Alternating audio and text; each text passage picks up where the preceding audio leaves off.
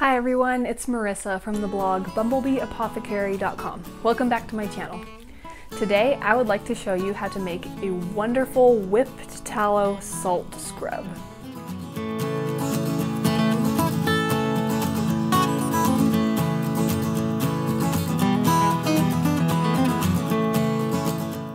So this is a beautiful thing for deeper exfoliating and moisturizing and nourishing skin with the benefits of organic grass-fed tallow at the same time. I have another recipe on my blog and my channel, which I'll link below, that is a whipped tallow sugar scrub, which is a really nice other version for when you want something that's a little more gentle, like for your face and all over body use. This one is a lot more heavy duty, so it's great for feet, knees, elbows, anything like that. I thought it was a great one to share with springtime coming up, and I know that as summer approaches and all of that, it's nice to get our skin nice and exfoliated and smooth and ready for summer and swimming and all that kind of stuff. I really love how it works, just the combination of exfoliating with the wonderful benefits of moisturizing and nourishing skin with the organic tallow. It's really a wonderful combination. You can customize it with different essential oils to make it smell how you like, and to use different ones with different certain skin benefits that you want to use that have different properties for whatever your needs are. And it makes it smell really nice too. So let's jump in and I'm going to show you how to make this.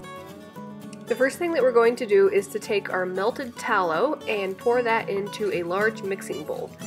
That's just straight tallow that I have, so I'm going to want to add a little bit of a liquid oil. Any skin-friendly liquid oil will be good. I'm using olive oil. Add that to the same mixing bowl, and then I'm just going to use my mixer just to combine the two oils. And then once those are mixed in well and combined, I'm going to put the mixing bowl into the refrigerator so that the oils can solidify. You could also do this at room temperature, but it's faster to do it in the fridge. Once they are solidified, I'm going to start whipping with my hand mixer. And I'm just going to keep whipping until it gets nice and fluffy.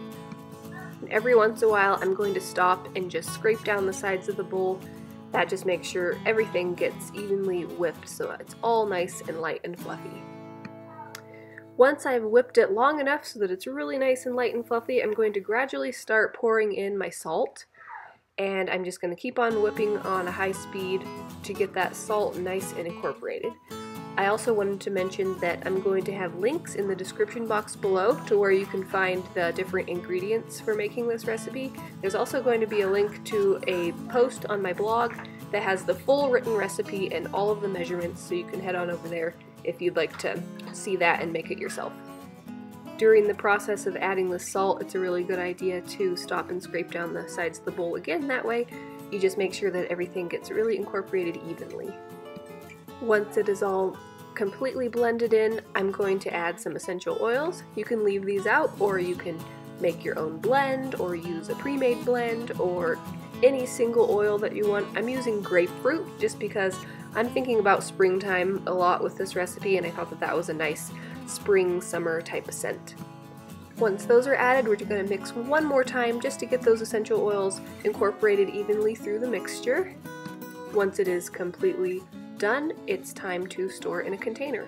As usual, I love glass because it's a safe, non-toxic storage container option, so I'm just going to put it in some glass mason jars and it will be ready to use.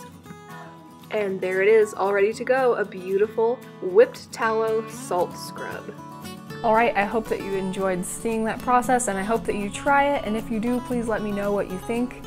If you would rather pick up a pre-made version, I also have a shop, which I'll link below, where you can grab a ready-made version of one of these. It's packaged in a much prettier jar, a nice little amber glass jar with labels and everything. So this is just my own personal one that I happen to have while filming.